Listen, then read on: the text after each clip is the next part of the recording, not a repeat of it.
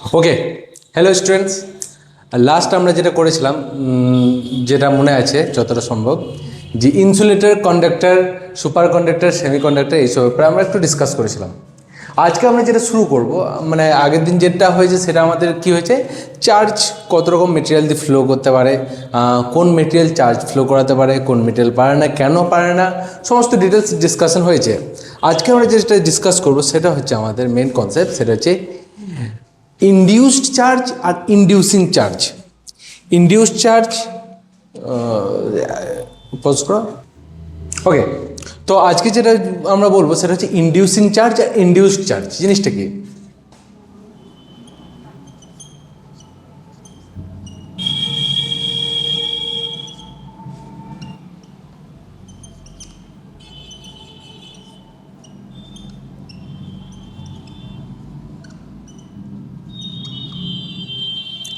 Inducing charge and induce charge, এই concept দুটো এইভাবে ড্রাইভ করা যেতে পারে। ধরে নাও এখানে একটা মেটেরিয়াল রাখলাম যেটাকে প্লাস চার্জ দিয়ে ভরা আছে। প্লাস চার্জ মানে কি, মানে ওই মেটেরিয়াল থেকে ইলেকট্রন বের করে নেওয়া হয়েছে, দেন অবজেক্টের মধ্যে শুধু প্লাস চার্জ পড়ে আছে। এখানে কোনো একটা নিউট্রাল অবজেক্ট রাখলাম, তাহলে কি হবে, নিউট্রাল অবজেক্ট মানে কি, number of positive charge number of negative charge দুটো সমান বলে সেটা নিউট্রাল হয়ে আছে। নিউট্রাল মানে এই নয় যে তার মধ্যে চার্জ নেই, নিউট্রাল মানে এটা যে তার মধ্যে যতগুলো পজিটিভ চার্জ আছে ততগুলোই নেগেটিভ চার্জ আছে। এবার প্লাস চার্জগুলো এখানে রাখা হয়েছে। এই প্লাস চার্জগুলো কী করলো না, এই মেটেরিয়ালের যত নেগেটিভ চার্জগুলো আছে তাদেরকে এইদিকে নিয়ে চলে এলো। তাহলে এই মেটেরিয়ালের নেগেটিভ চার্জগুলো যদি এইদিকে চলে আসে, তাহলে অবভিয়াসলি পজিটিভ চার্জগুলো সেম পজিটিভ চার্জের জন্য রিপালশনের জন্য দূরে সরে যেতে চাইবে, বলতে পারি। তার মানে কি, মানে এই চার্জটা কি করলো, এখানে একটা নতুন চার্জের একটা পোল তৈরি করে ফেললো। কীরকম পোল, যে এইদিকে নেগেটিভ চার্জ রেখে দিল, এইদিকে পজিটিভ চার্জ রেখে দিল। তাহলে এই চার্জটা এইদিকে তৈরি করছে, তার জন্য একে বলা হচ্ছে ইনডিউসিং চার্জ বা আবিষ্ট আধান। কি বলা যায়, সরি, আবেশী আধান। আবেশী আধান মানে হচ্ছে যে অবজেক্টটা চার্জের জন্য অন্য অবজেক্টগুলো কি হয়, চার্জড হয়ে যাচ্ছে, তাকে বলা হয় আবেশী আধান বা ইনডিউসিং চার্জ। আবার যেখানে চার্জ তৈরি হলো, মানে এইটা বল বা এইটা বল, এই অবজেক্টে যে চার্জ তৈরি হলো, এই জন্য এই অবজেক্টে বলা হয় ইনডিউসড চার্জ। ঠিক আছে, এই অবজেক্টে যে চার্জটা রয়েছে, যে চার্জটা তৈরি হয়েছে এইটার জন্য, সেটা এটাও হতে পারে ইনডিউস চার্জ, এটাও হতে পারে ইনডিউস চার্জ বলা যেতে পারে। তাহলে এটা হচ্ছে ইনডিউসিং চার্জ, আর এটা হচ্ছে ইনডিউসড চার্জ, এটা হচ্ছে ইনডিউসড চার্জ। মানে এটাকে আদিষ্ট আধান, এটাকে আবিষ্ট আধান বলা যায়, আর এটাকে আবেশী আধান বলা যেতে পারে। নেক্সট যেটা কনসেপ্ট হচ্ছে সেটা হচ্ছে, এবার এখানে একটা জিনিস দেখ, এটা হচ্ছে ইনডিউসিং চার্জ। ইনডিউসিং চার্জের জন্য এখানে কি তৈরি হলো, একটা ইনডিউসড চার্জ তৈরি হলো, যেটা কাছে মানে ইনডিউসিং চার্জের কাছে তৈরি হয়েছে। এই চার্জটা কিন্তু কোথাও মুভ করতে পারবে না, মানে ওটা ফিক্স থেকে যাবে ওখানে। এই জন্য এটাকে বদ্ধ চার্জ বা বাউন্ড চার্জও বলা যেতে পারে। মানে কি, এটা এই জায়গাতে ফিক্স থেকে যাবে, অন্য কোনো জায়গাতে মুভ করতে পারবে না। কি দূরের যে চার্জটা আছে সেটা ইজিলি অন্য জায়গাতে মুভ করে যেতে পারে, ঠিক আছে, যদি সে সুযোগ পায়। তার জন্য এটা বলা হয় ফ্রি চার্জ বা মুক্ত চার্জও বলা যেতে পারে। এটাকে বলা হয় বাউন্ড চার্জ, ওটাকে বলা যেতে পারে ফ্রি চার্জ বা মুক্ত চার্জ। ওকে, নেক্সট যেটা আমরা পরের কনসেপ্টে আসবো সেটা হচ্ছে ইলেকট্রিক স্ক্রিন। ইলেকট্রিক স্ক্রিন বাংলাতে কি বলা হয় না, তড়িৎ পর্দা। জিনিসটা কি, তড়িৎ পর্দা জিনিসটা হচ্ছে একটা ইলেকট্রোস্কোপ দিয়ে বোঝাচ্ছি জিনিসটা। ধরে নে এখানে একটা মেটেরিয়াল আছে, এই মেটেরিয়াল উপরে একটা চাকতি আছে, চাকতি থেকে এরকম একটা তার বেরিয়ে গেছে, এই দিয়ে দুটো গোল্ড লিফ আছে, আর নিচে একটা ওয়াটার অ্যাবজর্ব করার জন্য কোনো একটা মেটেরিয়াল রেখে দেওয়া আছে, যাতে ভেতরে, মানে এটা একটা কাঁচের কন্টেনার, ভেতরে যাতে জল বা কোনো হাইড্রেশন বা কিছু যেন না থাকে। ওকে, নেক্সট যেটা বলতে চাইছিলাম যেটা হবে দিয়ে, এবার কি হলো না, আমি এর চারিদিকে একটা কোনো কাঁচের জালি টাইপ রেখে দিলাম, কাঁচের জালি।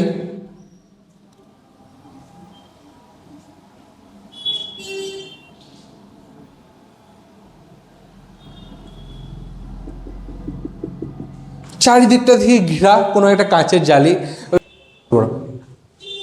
ওকে, তো এইটা একটা কি হয়েছে না, একটা ইলেকট্রোস্কোপ রাখা আছে। ইলেকট্রোস্কোপ জিনিসটা কি, ইলেকট্রোস্কোপ হচ্ছে একটা এমন একটা মেশিন, যে মেশিনটা কী করে, হালকা যদি ওর মধ্যে চার্জ এসে পড়ে, এখানে হালকা যদি কোনো চার্জ এসে পড়ে বা হালকা যদি কোনো চার্জ তৈরি হয়ে যায়, তাহলে কি হয় না, নিজে ওই চার্জটা শো করবে যে আমার মধ্যে চার্জ প্রেজেন্ট হয়ে গেছে। কীভাবে শো করবে না, উপরে একটা কোনো প্লেট আছে, প্লেটের উপর কোনো কারণে চার্জ রাখলাম, ধরে কোনো কারণে এখানের উপর চার্জ রাখলাম, ঠিক আছে, চার্জটা ফ্লো হতে হতে যাবে এইদিকে। অ্যান্ড এই যে এইখানে দুটো গোল্ডের লিফ আছে, গোল্ডের লিফ দুটো প্রথমে এরকম থাকে, গোল্ডের লিফ দুটো প্রথমে এরকম থাকে, দেন কী হয়, যখনই ওর মধ্যে চার্জ আসে তখন তারা এরকম করে দু সাইডে দুটো সরতে থাকে। তো সেটা কীরকম করে হবে না, যখনই চার্জটা এলো এইদিকেও চার্জ চলে আসবে, এদিকেও চার্জ চলে আসবে, এদিকেও চার্জ চলে আসবে, এবং দুজনে একই চার্জ হওয়ার জন্য রিপেল করবে। এই যে সাইডে দুটো মেটেরিয়াল রয়েছে, ওই রিপেল করার সময় ওই গোল্ড লিফ দুটোকে টানতে আরও বেশি হেল্প করবে, ঠিক আছে। তাহলে কি হয় না, এখানে এইটা একটা ইলেকট্রোস্কোপ। ইলেকট্রোস্কোপ জিনিসটা কি,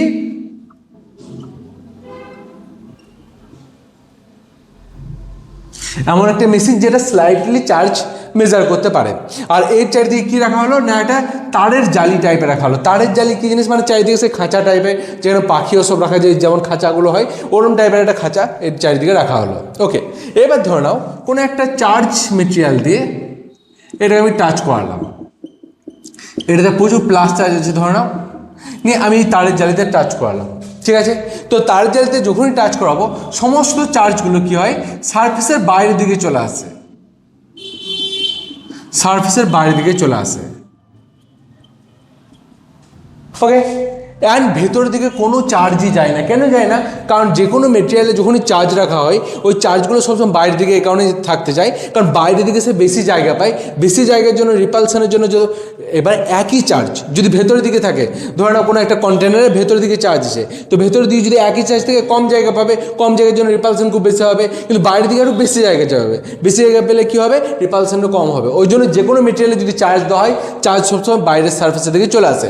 তাহলে সমস্ত চার্জগুলো বাইরের সারফেসে চলে এলো, ভিতরে যেহেতু কোনো চার্জ এলো না, তার জন্য এর উপর কোনো ইনডিউস হলো না, কোনো চার্জ ইনডিউস হলো না। কোনো চার্জ যদি ইনডিউস না হয় তাহলে এখানে কোনো চার্জ গেল না, এখানে যদি কোনো চার্জ না যায় তাহলে গোল্ড লিফ দুটো ওরকমই থেকে গেল। গোল্ড লিফ বলতে এই দুটো যে গোল্ড লিফ ছিল, গোল্ড লিফ মানে সোনার পাতা যেটা বাংলাতে বলা হয়, তো গোল্ড লিফ দুটো যেটা ছিল সেই দুটো কী হলো, ওইরকমই থেকে গেলো। যদি কোনো কারণে চার্জ ভেতরে তৈরি হতো তাহলে এখানে কিছুটা ইনডিউস চার্জ হতো, ইনডিউস চার্জ হওয়ার জন্য কী হতো, চার্জটা এখানে চলে আসতো অ্যান্ড গোল্ড লিফ দুটো আস্তে আস্তে সরে যেত। এই পুরো যে সিস্টেমটা দেখতে পেলি, এই পুরো সিস্টেমটা বলা হয় ইলেকট্রিক স্ক্রিন বা তড়িৎ পর্দা। কী বলা হয় বাংলাতে, তড়িৎ পর্দা বা ইলেকট্রিক স্ক্রিন। এর ভিতরে কি থাকে, একটা ইলেকট্রোস্কোপ থাকে, মানে এমন একটা মেশিন যেটা চার্জ মেজার করতে পারে, আর বাইরে চারিদিকে কী থাকে না, তারের জালি টাইপে থাকে।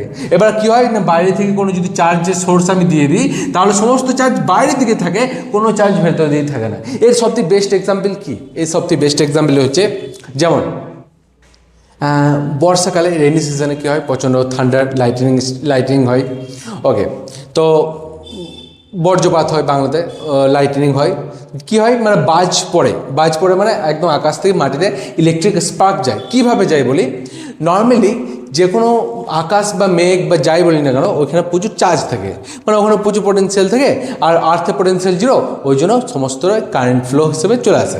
এবার ধরনে কোথাও বাজ পড়ছে, সবথেকে সেফেস্ট প্লেস কোনটা হবে, কোথাও লাইটনিং হচ্ছে, সবথেকে সেফেস্ট প্লেস কোনটা হবে, সেফেস্ট প্লেস মেনলি কোনটা হয়, আইদার তুমি কোনো যদি 4 চাকা পাচ্ছ, 4 চাকা ভিতরে ঢুকে যাও, কারণ 4 চাকার উপর যদি কোনো কারণে চার্জ চলেও আসে তো সমস্ত চার্জ 4 চাকার বাইরে থাকবে, কোনো চার্জই 4 চাকার ভিতরে ঢুকবে না, অতএব তোমাকে ইলেকট্রিক শক দেবে না।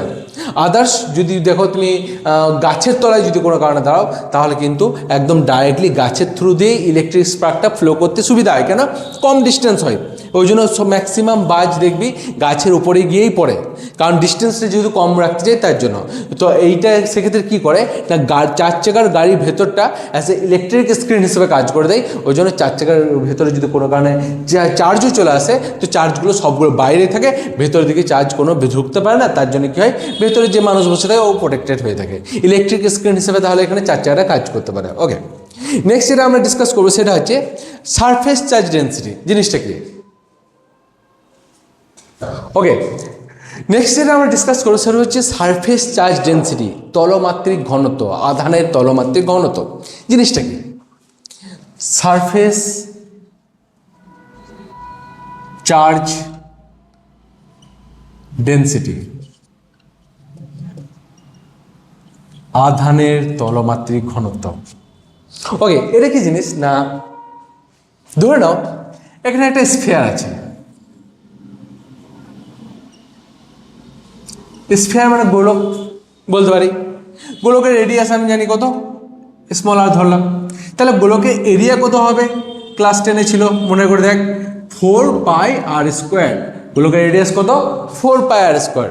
এবার ধরে নাও গোলকের উপর আমি চার্জ দিলাম, কত চার্জ দিলাম, কিউব চার্জ দিলাম, গোলকের উপর আমি কত চার্জ দিলাম না কিউ চার্জ দিলাম।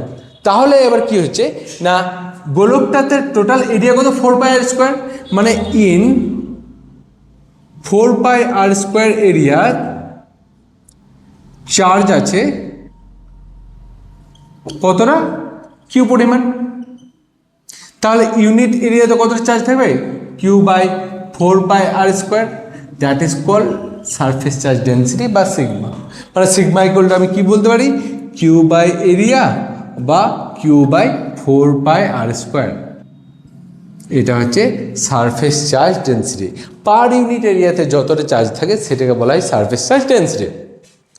এই জিনিসটার আমি এসআই ইউনিট যদি বের করতে বলা হয়, চার্জে এসআই ইউনিট কী হয়, কুলম, এরিয়া এসআই ইউনিট কী হয়, metre square, coulomb per metre square, বা কী বলা যেতে পারে সিজিএস ইউনিট না, স্ট্যাট কুলম সেমি স্কোয়ার, এটা বলা যেতে পারে। নেক্সট হচ্ছে ডাইমেনশনাল ফর্মুলা। ডাইমেনশনাল ফর্মুলা যদি দেখিস, আমরা জানি sigma equal to Q by A, Q বলতে আমরা জানি আইটি হয়, এ বলতে আমরা জানি এল স্কোয়ার হয়, তাহলে I L to the power -2 and T, এইটা হচ্ছে চার্জের surface charge density dimensional formula, I L to the power -2 and টি।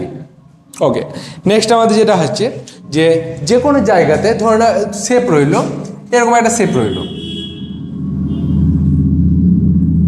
এটা যদি আমি চার্জ দিই, তো চার্জ কি হয় না, চার্জ সবসময় যেখানে পয়েন্টেড হয়ে থাকে ওখানে বেশি পরিমাণ, মানে এই জায়গাতে বেশি পরিমাণ চার্জ স্টোর হবে, এই জায়গাগুলোতে কম পরিমাণ চার্জ স্টোর হবে যেখানে পয়েন্ট হয়ে থাকে। যেমন তারপর যদি বলি এইরকম যদি একটা কিউবয়েড যদি থাকে, কিউবয়েডে এই জায়গাগুলোতে বেশি চার্জ স্টোর হবে আর এই জায়গাগুলোতে কম্পারেটিভলি কম। ওকে, মানে যেখানে পয়েন্টেড হয়ে থাকে সেখানে কম কী হয়, বেশি পরিমাণ চার্জ স্টোর করা হয়ে থাকে। ওকে, নেক্সট আমাদের যেটা আসবে সেটা হচ্ছে এখান থেকে একটা প্রবলেমও দিয়ে দেয়। যেমন বলি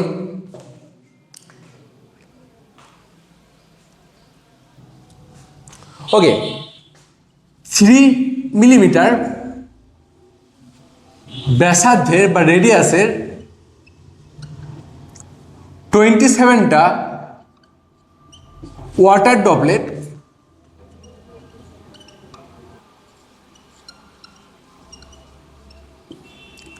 কম্বাইন হয়ে গেছে। 3 mm ব্যাসার্ধে 27টা ওয়াটার ড্রপলেট কম্বাইন হয়ে গেছে। তাহলে বলা হয়েছে যে লার্জ ড্রপটা তৈরি হবে তার সারফেস চার্জ ডেন্সিটি এবং প্রত্যেকটা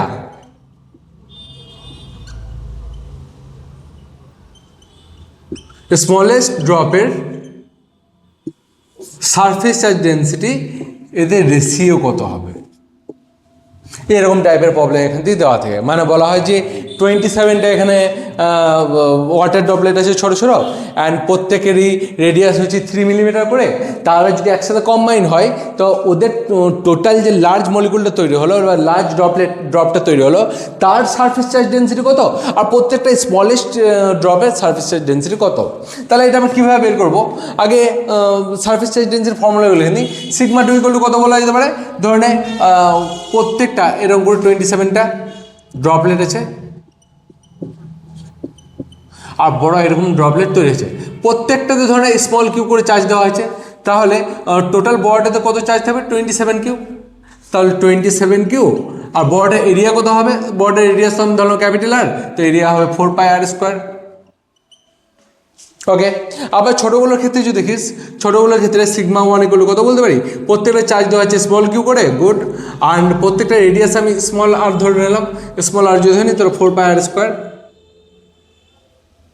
ওকে, আমাকে আগে তাহলে বের করে নিতে হবে ক্যাপিটাল আর স্মল এর মধ্যে রিলেশন। তাহলে এখানে আমি কি বলতে পারি, বড়টার ভলিউম কত হবে, 4/3 pi capital R cube. 4/3 pi capital R cube. আর প্রত্যেকটা ছোটোটার ভলিউম কত হবে 4/3 পাই স্মল আর কিউব।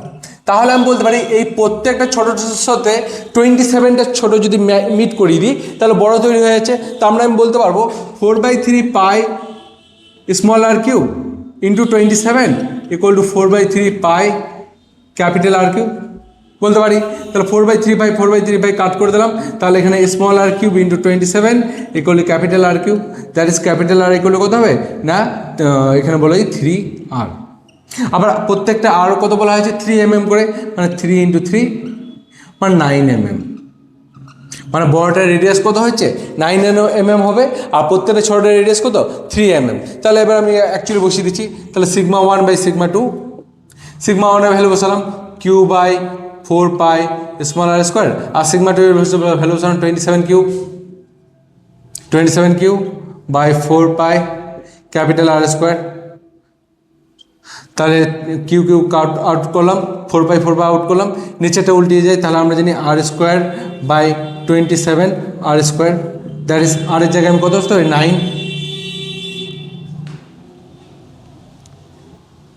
অত কিছু বসানো দরকার নেই, আর এর জায়গায় 3r বসিয়ে দিচ্ছি, তার মানে আলটিমেট কত হবে 9r² এদিকে 27 ইন্টু r², r² আউট হয়ে গেলো, তাহলে কত হলো 1/3, মানে কত হবে 1:3।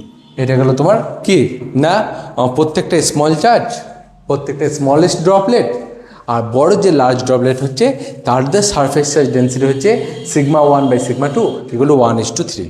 That is all about surface charge density. মোটামুটি এখান থেকে নিটের সেরকম কোশ্চেন হয় না, সামটাইম কোনো বছর একটা দুটো স্লাইড ছোটো করে দিয়ে দেয় যে সারফেস চার্জ ডেন্সিটি কত হবে, চার্জ বলে দেওয়া হলো, এইসব বলে দেওয়া হলো। তারপর যেমন একটা প্রবলেম আমি দেখেছি প্রায় দিয়ে দেয়, সেটা হচ্ছে বলা হয় যে 10 সেন্টিমিটার ব্যাসার্ধে 10 সেন্টিমিটার রেডিয়াসের কোনো একটা ড্রপলেট আছে, আর ওই ড্রপলেটে 4 পাই কুলম চার্জ দেওয়া হলো, তাহলে এখানে সারফেস চার্জ ডেন্সিটি কত হবে? আমরা জানি surface charge density equal to q/a। Q এর জায়গায় আমি বসালাম 4 পাই কুলম, আর এ এর জায়গায় বসালাম 4 পাই। এবার এটা কিসে দিয়েছে 4 পাই r² হয়, তাহলে 4 পাই ইন্টু 4 পাই r², আর কত বলেছে 10 সেন্টিমিটার, কিন্তু এখানে কুলম বসিয়ে নিয়েছি, তো 10 সেন্টিমিটার মিটার করে নিতে হবে, মানে 0.1 তার হোল স্কোয়ার, 4/4 কাউন্ট করলাম, তাহলে এটা কত আসবে 1/100, 100 উপরে উঠিয়ে দিলাম, দ্যাট ইজ 100/1, দ্যাট ইজ কত হলো 100/1, মানে 100 coulomb per metre square, 100 coulomb per metre square. এটা গেলো আনসারটা কার না এই ড্রপলেটের সারফেস চার্জ ডেন্সিটি কত 100 কুলম পার মিটার স্কোয়ার। এরকম টাইপের সামটাইম কোনো প্রবলেম থাকে। ওকে, নেক্সট আমরা যেটা ডিসকাশন করবো সেটা হচ্ছে লাইটনিং অ্যারেস্টার। লাইটনিং অ্যারেস্টার জিনিসটা জানা আছে আমাদের মোটামুটি, যেটা বলি লাইটনিং অ্যারেস্টার হচ্ছে যেমন বড় বড় যে বিল্ডিংগুলো হয়, ওই বিল্ডিংগুলোতে কী হয় হাইট অনেক বেশি হচ্ছে, তার জন্য কী হয় মেঘ যখন আসে, মেঘ কী জিনিস, হোয়াট ইজ মেঘ? মেঘ বা ক্লাউড জিনিসটা কি? ক্লাউড কিচ্ছু না, either positive charge or negative চার্জের একটা স্টোরেজ, যে চার্জটা কী করতে হয় নিজেকে পোটেনশিয়াল জিরো করতে হয়। এবার সামহাও কোনো একটা ক্লাউডে চার্জ স্টোর হয়েছে, চার্জ স্টোর হয়েছে মানে কি, মানে ও পোটেনশিয়াল তৈরি হয়েছে, আর পোটেনশিয়াল তৈরি হলে কী হয় আর্থে পোটেনশিয়াল জিরো, আর মেঘের ধরনের মেঘ তৈরি হয়েছে, মেঘের পোটেনশিয়াল অনেক বেশি, তার মানে কি নর্মালি জল বেশি হাইট থেকে কম হাইটের দিকে ফ্লো করে, সেরকম হাই পোটেনশিয়াল থেকে লো পোটেনশিয়াল দিয়ে কারেন্ট ফ্লো করে। তো হাই পোটেনশিয়ালে মেঘ, লো পোটেনশিয়ালে আর্থ, তো কারেন্টে কী করবে হাই থেকে লোয়ের দিকে ফ্লো করার চেষ্টা করবে। তো ফ্লো করার জন্য ওরা কী খুঁজে রাস্তা খুঁজে, কীরকম রাস্তা করি সব থেকে যেটা স্মলেস্ট ডিস্টেন্স হবে। এবার হাই বিল্ডিংগুলো অলরেডি উপর পর্যন্ত হয়ে আছে, তো মেঘ ধরে না এখানে যদি থাকে এত পর্যন্ত যদি বিল্ডিং থাকে, তো বিল্ডিং থ্রু মাটিতে যেতে চাইবে, কোনটা না কারেন্টটা বা চার্জটা। তার জন্য কি করা হয় বড় বড় যে স্কাই চার্জ করার মতো যে বিল্ডিংগুলো থাকে, সেই বিল্ডিংগুলোর উপরে একটা এইরকম টাইপের একটা রড লাগিয়ে দেওয়া হয়। কীরকম রড মানে কপারের রড লাগিয়ে দেওয়া হয়, যাতে এরকম করে পয়েন্টেড স্ট্রাকচার করা থাকে। এই রডগুলোকে বা এই স্ট্রাকচারগুলোকে বলা হয় লাইটনিং অ্যারেস্টার। জিনিসটা কীরকম হয় দেখে নাও, তাকাও দিক, ধরে এটা একটা বিল্ডিং,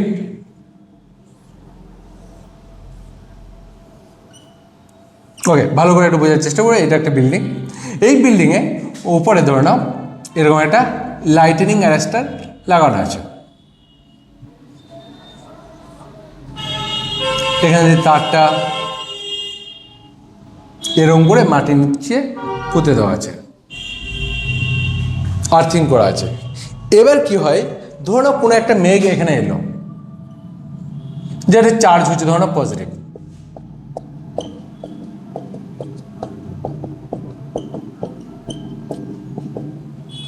ওকে, এটা ইনডিউসিং চার্জ।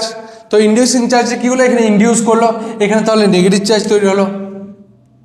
কোথায়? এখানে তাহলে নেগেটিভ চার্জ তৈরি হলো। কোথায়? এই তারের মধ্যে নেগেটিভ চার্জ তৈরি হলো। এখানে যদি নেগেটিভ চার্জ তৈরি হয়, এখানে তাহলে পজিটিভ চার্জ তৈরি হলো। কারণ আমরা জানি এটাকে বাউন্ড চার্জ বলা হয়, এটাকে ফ্রি চার্জ বলা হয়। যেটা কাছে তৈরি হয় ওটাকে বলা হয় বদ্ধ চার্জ, যেটা দূরে চলে ওটা বলা মুক্ত চার্জ। তো এই ফ্রি চার্জ এখানে তৈরি হলো, এই প্লাস চার্জগুলো মাটিতে চলে গেলো, কারণ মাটির সাথে অ্যাটাচ হয়ে আছে। ওকে, কোনো অসুবিধা নেই। তাহলে এই তারে এখন মেনলি নেগেটিভ চার্জগুলো ফ্লো হয়ে আছে, এই নেগেটিভ চার্জগুলো নিচে যেতে পারছে না, কারণ এই অ্যাট্রাক্ট করে রেখেছে। এবার কি হয় না, জিনিসটা এভাবে করা হয়েছে, দেখাও না, যেহেতু এরকম করে পয়েন্ট স্ট্রাকচার করে দেওয়া হয়েছে, এই পয়েন্ট স্ট্রাকচারের জন্য আমি একটু বললাম, যেখানে পয়েন্ট স্ট্রাকচার থাকে সেখানে বেশি পরিমাণ চার্জ হয়, এখানে বেশি পরিমাণ চার্জ স্টোর হয়ে গেছে, অ্যান্ড এই এয়ারের মধ্যে ওই চার্জগুলো স্পার্ক করে যাচ্ছে, এয়ারের মধ্যে ওই চার্জগুলো লিক করে যাচ্ছে। কোথা থেকে না, এই পয়েন্টেড স্ট্রাকচার থেকে ওই চার্জগুলো এয়ারের মধ্যে লিক করে যাচ্ছে। যে নেগেটিভ চার্জগুলো তৈরি হলো ওটা এয়ারের মধ্যে লিক করে যাচ্ছে। ওকে, এবার এয়ারেও নেগেটিভ চার্জ লিক করে গেছে, আবার এখানেও নেগেটিভ চার্জ আছে। দুটো নেগেটিভ চার্জ কী করে, একে অপরকে রিপেল করে। রিপেল করার জন্য কী হয় না, এই নেগেটিভ চার্জগুলো উপরের দিকে সরে যাওয়ার চেষ্টা করছে, এই নেগেটিভ চার্জগুলো উপরের দিকে সরে যাওয়ার চেষ্টা করছে।